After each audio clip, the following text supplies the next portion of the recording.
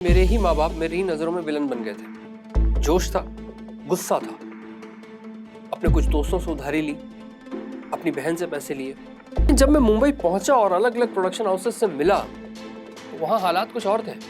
6 महीने का एक दौर ऐसा भी आया था जब मैंने नायगांव ईस्ट स्टेशन के बाहर रात के दौरान बॉयल अंडे और चाय बेचनी शुरू कर दी थी। हमारे मकान मालिक आए और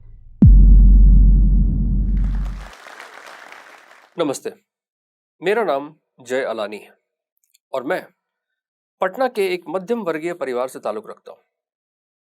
मेरे पिताजी एक मध्यम वर्गीय बिजनेसमैन है और मेरी माताजी she is a home maker. सबसे पहले मैं आपको बता दूं कि मैं हूं कौन और मैं करता क्या हूं। मैं एक पैरानॉर्मल इन्वेस्टिगेटर हूं। एक पैरानॉर्मल इन्वेस्टिगेटर वो इंसान होता है जो ऐसी कहानियों और किस्सों की तलाश करता है जिनके बारे में लोग कहते हैं कि वहां भूत प्रेत होते हैं। जी, आपने अक्सर यूट्यूब पर या वेस्टर्न टेलीविजन मीडिया में या फिर अलग अलग जगहों पर यह देखा होगा कि कैसे कुछ लोग अंधेरों में टॉर्चेस और मशीनें लेकर के एक हॉन्टेड लोकेशन के अंदर घुस जाते हैं और वहां पर वो उन मशीनों को चलाकर और रिसर्च करके ये पता करने की कोशिश करते हैं कि वहां पर भूत हैं या नहीं। ऐसे लोगों को ही पैरानॉर्मल इन्वेस्टिगेटर कहा जाता है। बिहार में पलने और बढ़ने के दौरान पैरानॉर्मल इन्वेस्टिगेटर शब्द का होना मुझे कभी पता था ही नहीं और ना मुझे ये अंदाजा था कि मैं जिंदगी में कभी एक पैरानॉर्मल इन्वेस्टिगेटर बनूंगा। बिल्कुल नहीं। मैं उन उदंड बालकों में से एक था जिसका ध्यान कभी भी ज्यादा पढ़ाई पर था नहीं। वो तो हमेशा बस इधर उधर की चीजों में ज्यादा ध्यान रखता था। 10वीं पास हुई, 12वीं का समय आया। पिताजी ने, माताजी ने, मोहल्ले वालों ने, रिश्तेदारों ने सबने बताया कि भैया साइंस ले लो, बहुत बढ़िया जीवन कटेगा। ले लिया। पिताजी की एक छोटी सी सिविल कंस्ट्रक्शन कंपनी थी। उन्होंने कहा कि भैया सिविल इंजीनियरिंग ले लो, आखिरकार आगे चल के तुम्हें इस कंपनी को बढ़ाना है। मैंने कहा हाँ, ये आइडिया तो ठीक लग रहा है, तो मैंने ऐसा ही किया। बैंगलोर के एक इंजीनियरिंग कॉलेज में दाखिला ले लिया। फर्स्ट ईयर में पहुंचा, फर्स्ट सेमेस्टर पार किया। तब तक पसीने छूट चुके थे। ऐसा लग रहा था जैसे मानो पढ़ाई तो भैया हमारे बस की है ही नहीं। मतलब दूर दूर तक भी साफ लग रहा था कि ना, पढ़ाई नहीं हो पाएगी, बाकी कुछ भी करवा लो, गधा मजदूरी करवा लो, लेकिन पढ़ाई नहीं कर पाएंगे। सेकेंड सेमेस्टर में आते आते पिताजी को हमने फोन किया और उनको साफ बोल दिया कि देखो पापा, ऐसा है कि ये तो मुझसे नहीं हो पाएगा, मैं कुछ और कर सकता हूं, मैं शायद किसी और चीज के लिए बना हूं। तो मेरे पिताजी ने मुझसे पूछा कि ठीक है, अगर तुम इसे छोड़ना चाहते हो तो करोगे क्या, और बहुत पोलाइटली पूछा। जब पिताजी ने मुझसे ये सवाल पूछा कि भैया इसके बाद क्या करना चाहते हो, ये वो वक्त था जब मैंने अपने बारे में सोचना शुरू किया कि मैं करना क्या चाहता हूं। मैं इंजीनियरिंग नहीं करना चाहता। पिताजी को फोन किया, पिताजी मान गए कि भाई ठीक है, मत करो। इसके बाद क्या, ये इसके बाद क्या का जो एक प्रश्न चिन्ह मेरे दिमाग में दिन रात घूम रहा था, ये कहीं ना कहीं मुझे हॉन्ट कर रहा था। तो सबसे पहले स्टेप के तौर पर मैंने अपनी इंजीनियरिंग कॉलेज छोड़ा और सीधा पटना वापस चला गया। 6 महीने तक घर पे बैठा रहा। तो मैंने सोचा कि क्यों ना कुछ दिनों तक घर में रहा जाए और कुछ ना किया जाए, कुछ भी ना किया जाए। तो मैं घर पे था, तो मैं घंटों बैठ करके पिताजी के साथ बस बैठा न्यूज चैनल देख रहा होता था। और न्यूज चैनल देखते देखते मुझे ऐसा लगता था कि यार ये मैं कर सकता हूं। तो बस मैंने एक बार ऐसे ही इंटरनेट पे रिसर्च किया कि भाई ये कोर्सेज क्या होते हैं। ऑनेस्टली मुझे नहीं पता था। तब पता चला कि भाई मास कम्युनिकेशन नाम का एक कोर्स होता है, जो आप करोगे तो आपके बहुत हाई चांसेस बन जाते हैं जर्नलिज्म में जाने के लिए। ये बात मैं कर रहा हूँ 2010 की। मैंने आओ देखा ना ताओ और दिल्ली में फटाफट एक कॉलेज में एडमिशन ले लिया। मैंने मास कम्युनिकेशन करना शुरू किया। जब मैंने वो करना शुरू किया तब मुझे इस बात का एहसास हुआ कि शायद मैं इसी के लिए बना हूं। अब आप शायद सोच रहे होंगे कि ये तो एक पैरानॉर्मल इन्वेस्टिगेटर था, तो मास कम्युनिकेशन की बात क्यों कर रहा है। भूतों की कहानियों में मुझे दिलचस्पी बचपन से थी। मास कम्युनिकेशन करने के दौरान जब मैं दिल्ली आया तो दिल्ली में मुझे मिला एक्सपोजर। एक्सपोजर यानी कि वो करने की आजादी उस तरीके से जिस तरीके से मैं करना चाहता हूं। अपनी मास कम्युनिकेशन की डिग्री के दौरान ही मैंने भूत प्रेतों पर रिसर्च करना शुरू कर दिया था। ये वो दौर था जब मुझे पता भी नहीं था कि भूत प्रेत पर रिसर्च करने वाले को कहते क्या है।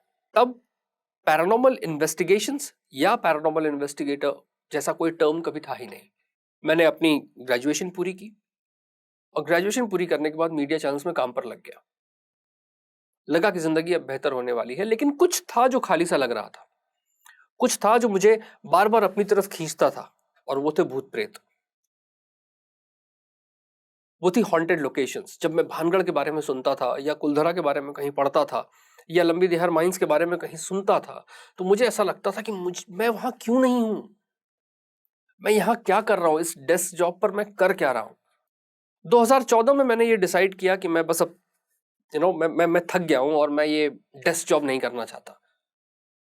मैंने ये डिसाइड किया कि मुझे लगता है कि भूत प्रेत और हॉरर स्टोरीज और हॉन्टिंग्स, इनके ऊपर मेरा रिसर्च अच्छा है और मुझे इसके ऊपर टेलीविजन शोज बनाने चाहिए। तो 2015 की शुरुआत में मैंने अपने पिताजी से ये बात कही कि पापा, मैं मुंबई जाना चाहता हूँ, क्योंकि मुझे लगता है मेजर प्रोडक्शन हाउसेस वही हैं, और वही यही वो जगह है जहां मुझे मौका मिल सकता है। इस बार पिताजी ने मुझसे ये कहा कि क्योंकि ये तुम्हारा फैसला है, तो इसके लिए पूर्णतः तुम ही जिम्मेदार हो। मेरी तरफ से किसी मदद की कोई एक्सपेक्टेशन मत रखना। मुझे उस वक्त वो बात बहुत बुरी लगी थी। मैं घर का इकलौता लड़का था यार, मैं जेन्युइनली आपको बता रहा हूँ, मुझे बहुत बुरी लगी थी। और कुछ समय के लिए मेरे ही माँ बाप मेरी ही नजरों में विलन बन गए थे। जोश था, गुस्सा था, अपने कुछ दोस्तों से उधारी ली, अपनी बहन से पैसे लिए, और इस तरीके से 30-35 हजार रुपए जमा करके 10 जनवरी 2015 को मैं मुंबई के लिए निकल गया। मुंबई एक काफी महंगा शहर है, लेकिन वहां पर मैंने मुंबई से करीब 60 किलोमीटर दूर नायगांव नाम की जगह पर अपने लिए 4,000 रुपए में एक कमरा देखा और वहां रहना शुरू कर दिया। वहां से हर रोज मैं अंधेरी, जुहू, बैंड्रा ऐसी जगहों पर ट्रैवल करता था, अलग अलग प्रोडक्शन हाउसेस से मिलने के लिए, ताकि वो मेरा कॉन्सेप्ट सुने और वो समझें कि मैं करना क्या चाहता हूं। मैं बस लोगों को भूत प्रेतों की कहानियां नहीं बताना चाहता था, मैं लोगों को अवेयर करना चाहता था। मैं चाहता था कि लोगों को सच्चाई पता लगे। लेकिन जब मैं मुंबई पहुंचा और अलग अलग प्रोडक्शन हाउसेस से मिला, तो वहां हालात कुछ और थे। वहां लोग शो बिजनेस के पीछे भाग रहे थे, वहां लोगों को सच्चाई से कोई मतलब नहीं था, वहां लोग रियलिटीज नहीं दिखाना चाह रहे थे। वहां मुझसे कहा जा रहा था कि बहुत बढ़िया कॉन्सेप्ट है, क्या तो तुमने सोचा है जय, fantastic, you have that thing in you, you can create, you be the writer, you be the director, create the show, but make sure कि लास्ट में आकर के ये दिखा दो कि भूत होते हैं। ये मैं नहीं कर सकता था। मैं कौन होता हूं ये एस्टैब्लिश कर देने वाला कि भूत प्रेत वाकई होते हैं, और वो भी टेलीविजन पर, जिससे कि लाखों या करोड़ों लोग इन्फ्लुएंस होते और शायद उनके जीवन में अंधविश्वास और बढ़ता। कुछ बिहारी संस्कार थे कि आत्मसम्मान पहले आता था, मोरल्स पहले आते थे, और पैसा, सक्सेस, फेम, ये सब कुछ बाद में आता था। मैंने इस तरीके के कम से कम 4 शोज रिजेक्ट कर दिए।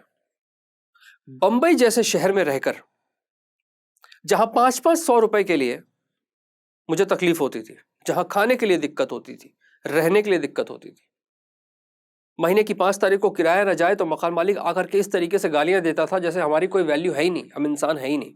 मुंबई में दिन पर दिन भारी होता जा रहा था, पैसों की दिक्कत हो रही थी। मैंने हर वो रिसोर्स यूज कर लिया जिसे मैं कर सकता था। हर दोस्त से 500 रुपए उधार ले लिए। कभी कभी बीच बीच में काफी दिक्कत हो जाती थी तो पिताजी को फोन करके उनसे 1,000-2,000 रुपए मांग लेता था, वो भी दे देते थे। दिक्कत थी, लेकिन इन दिक्कतों के दौरान भी मैंने इस तरीके के कई शोज रिजेक्ट कर दिए जो मुझे लग रहा था कि मोरली गलत है। आप यकीन नहीं करेंगे, मुझे एक एक शो के, एक एपिसोड के 1.5 लाख रुपए ऑफर हुए थे, और ये सीरीज 50-50 एपिसोड्स की हो सकती थी, लेकिन फिर भी मैंने उन्हें रिजेक्ट कर दिया। 6 महीने का एक दौर ऐसा भी आया था जब मैंने नायगांव ईस्ट स्टेशन के बाहर रात के दौरान बॉयल अंडे और चाय बेचनी शुरू कर दी थी। बस सर्वाइवल था। 4,000 रुपए घर का किराया देना था, रोज लोकल में जाने के लिए पैसे चाहिए थे, खाने पीने के लिए पैसे चाहिए थे, रहने के लिए पैसे चाहिए थे। 3 साल के बाद जब हालत बहुत ज्यादा खराब होने लगी, तो एक दिन आया जब मैंने शायद 3 महीने तक किराया नहीं दिया था घर का। यह रकम सिर्फ 12,000 रुपए की थी। हमारे मकान मालिक आए और उस दिन सुबह उन्होंने मुझे बहुत सारी गालियां दी। मैंने अपने जीवन में कभी इतनी गालियां सुनी नहीं थी। किसी से भी नहीं। वो दिन मेरे लिए मुश्किल था। मैं 4-5 घंटे तक फ्लोर पे बैठ के रोता रहा, खूब रोया मैं।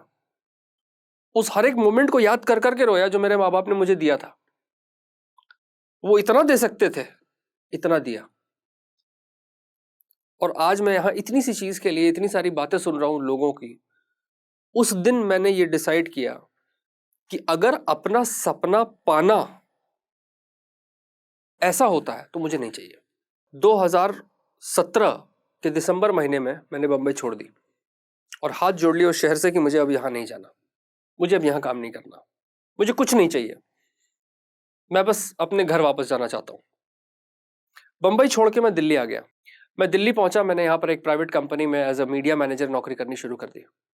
लेकिन 3 महीने के बाद एक बार इंस्टाग्राम स्क्रॉल कर रहा था तो मैंने एक कंपनी देखी जो आपके लिए फ्री पॉडकास्ट बना रही थी। मुझे लगा कि क्यों ना मैं इनके पास जाऊं और इनसे कहूं कि देखिए मुझे लगता है कि मैं एक पैरानॉर्मल इन्वेस्टिगेटर रहा हूं और मैंने कुछ अच्छी इन्वेस्टिगेशंस की हैं और मैं अपनी बातें लोगों को बताना चाहता हूं। मैं उनके पास गया और वहां से शुरू हुआ पॉडकास्टिंग का सिलसिला। जब मैंने पॉडकास्टिंग करनी शुरू की, मेरा पहला पॉडकास्ट आया था पैरानॉर्मल रियलिटी। जब मैंने पॉडकास्टिंग करना शुरू की तो इमीडिएटली मुझे वो प्यार लोगों से मिलना शुरू हुआ। लोग मेरे काम की कदर करने लगे, मेरे पास ढेरों मैसेजेस आने लगे। मैंने एक्सपेक्ट नहीं किया था। मैंने हाँ ये जरूर सोचा था कि यार 1000-2000 लोग सुन लें तो बहुत अच्छा परफॉर्मेंस हो जाएगा मतलब। लेकिन कुछ हफ्तों के भीतर ही मिलियंस में लिसन्स जाने लगे। एक आम आदमी जिसका कोई अस्तित्व नहीं था वो सडनली एक जाना माना नाम हो गया। और ये सब कुछ एक जादू की तरह सिर्फ 4 महीने में हुआ। सिर्फ 4 महीने में 2018 अक्टूबर मैंने ये डिसाइड कर लिया कि अब मैं कुछ और नहीं करना चाहता, मैं यही करना चाहता हूं, मैं इसी में बेस्ट हूं और मुझे इसी के लिए बनाया गया है। मेरा वो कॉन्फिडेंस मेरे अंदर वापस आ चुका था और मैंने डिसाइड कर लिया कि अब मैं यही करूंगा और मैं इसे फुल टाइम करूंगा, पूरी शिद्दत के साथ करूंगा। सवाल यहां एक और था, पैरानॉर्मल इन्वेस्टिगेशंस प्रोफेशन कैसे बनता, यानी कि उससे मुझे इनकम कैसे आती, मेरा घर कैसे चलता, मेरी रोजी रोटी कैसे चलती। अगर मैं अपनी इन्वेस्टिगेशंस के लिए लोगों से पैसा चार्ज करता तो शायद मुझ में और उन झूठे तांत्रिक बाबा औगड़ ओझा मौलवियों में कोई फर्क नहीं रह जाता। यहां पर मेरी काम आई मेरी मास कम्युनिकेशन की स्किल्स, मेरी कंटेंट क्रिएशन की स्किल्स। मैंने अपनी इन्वेस्टिगेशंस के ऊपर अपना ही कंटेंट जनरेट करना शुरू कर दिया। मैंने अपनी इन्वेस्टिगेशंस के ऊपर खुद के पॉडकास्ट बनाए, किताबें लिखी, सीरीज बनाई, यूट्यूब पे थोड़ा बहुत काम किया, लगातार कोशिश करने लगा जिससे मैं इन्वेस्टिगेशन पर जाता और लौट करके अपना ही कंटेंट खुद स्टार्ट कर देता। इससे मुझे एक रिकॉग्नाइजेशन मिली। 2019 आते आते तक जय अलानी एक ब्रांड बन चुका था। अब मेरे पास ढेरों पॉडकास्ट कंपनी के ऑफर थे, ढेरों पब्लिशिंग कंपनी से बुक्स के ऑफर थे, ढेरों शोज के ऑफर थे। This was the time where I was in a stage to choose. और मैंने वो किया। मैंने इस जिंदगी के इस फेज को भी बहुत ग्रेसफुली एक्सेप्ट किया और सिर्फ उन्हीं अपॉर्चुनिटीज को चुना जिसमें मुझे मोरली कोई समझौता नहीं करना पड़ा। और उसका रिजल्ट ये है कि आज मेरे पॉडकास्ट की रीच मिलियंस में है। मेरी एक किताब हॉन्टेड जो पेंगुइन द्वारा पब्लिश की गई, 2 more books that are coming, I'm doing 2 movies at this moment। लोगों को यह लगता है कि पैरानॉर्मल इन्वेस्टिगेटर्स के पास सुपर नेचुरल पावर्स होती हैं जिससे कि वो भूतों को देख सकते हैं, उन्हें सूंघ सकते हैं, उन्हें महसूस कर सकते हैं, उनसे बातें कर सकते हैं। ऐसा बिल्कुल भी नहीं हो सकता। लोगों को यह लगता है कि पैरानॉर्मल इन्वेस्टिगेटर्स के पास कुछ ऐसी मशीनें होती हैं जिससे वो भूत प्रेत पकड़ सकते हैं। ऐसा बिल्कुल भी नहीं हो सकता। YouTube पर जो हजारों वीडियोस आप देखते हैं जिनमें अक्सर लोग भूत प्रेतों से बात कर लेते हैं, वो सब फेक है और झूठे बनाए हुए हैं। क्योंकि एक इंसान द्वारा बनाई गई मशीन अगर इतनी कैपेबल होती कि वो भूत प्रेतों से बात कर लेती तो फिर बात ही क्या थी। अपने 12 सालों के सफर में मैंने 400 से 500 से ज्यादा हॉन्टेड लोकेशंस एक्सप्लोर किए हैं, 1000 से ज्यादा केसेस देखे हैं और आज मैं आपसे प्राउडली ये कह सकता हूं कि मैं इस देश में सबसे ज्यादा इन्वेस्टिगेशंस करने वाला पैरानॉर्मल इन्वेस्टिगेटर हूं। और मैं आपसे अपने एक्सपीरियंस से ये कह रहा हूं कि भूत प्रेत उस तरीके से नहीं होते जिस तरीके से हमें दिखाए, बताए, पढ़ाए और सिखाए जाते हैं। कि पैरानॉर्मल इन्वेस्टिगेशंस का काम कभी भी भूत प्रेत साबित करना था ही नहीं। ये तो हमेशा से एक ऐसा टूल रहा है जो लोगों की जिंदगी से अंधविश्वास को कम कर सके। इस वक्त मैं आपके सामने खड़ा हूं, मेरी दोनों टांगों में स्टील प्लेट्स लगी हैं। मुझे 2 बार सांप काट चुके हैं, कई बार गुंडों ने हमला किया है ऐसी लोकेशंस पर, कीड़े काटते रहते हैं और इस तरह के कई और घाव, कट जाना, चोटें लगना ये बड़ी आम बात है। मेरे दोनों पैरों को मिला दें तो कुल 116 टांकों के निशान मिलेंगे आपको। पैरानॉर्मल इन्वेस्टिगेशंस आसान काम नहीं है अगर आप इसे वाकई एक रिसर्च के तौर पर करते हैं। एज अ पैरानॉर्मल इन्वेस्टिगेटर आज मैं आपसे ये कह सकता हूं कि मैंने अपने सफर में कई फेलियर्स देखे और मैं खुद को आज भी सक्सेसफुल नहीं मानता। मुझे लगता है कि एक लंबा सफर तय करना बाकी है, लेकिन कम से कम इतना तो अचीव कर ही लिया है कि जो स्टॉक्स के इस प्लेटफॉर्म पर आमंत्रण दिया गया और यहां आकर के आपके सामने अपनी कहानी साझा कर रहा हूं। यह सफर रुकेगा नहीं, ये बढ़ता रहेगा। और यही बात मैं आप सबसे भी कहना चाहता हूं। जिंदगी में मुसीबतें आएंगी, प्रॉब्लम्स आएंगी, कई बार ऐसा लगेगा कि यार हम सब क्या कर रहे हैं, कुछ नहीं हो पा रहा हमारी जिंदगी में हमसे। लेकिन आप मेरी बात का यकीन मानिए कि मैं अपने एक्सपीरियंस से आपको बता रहा हूं कि अगर आपकी जिंदगी कोई बदल सकता है तो वो आप ही हैं। तोरा सबके अगर ऐसा लग रहा हो कि जो स्टॉक्स बिहार जमीनी स्तर के कहानी, किस्सा और लोग सबके जीवन यात्रा अगर दिखा रहा है तो एक सब्सक्राइब करूँ, लाइक करूँ और वीडियो शेयर करते रहूँ।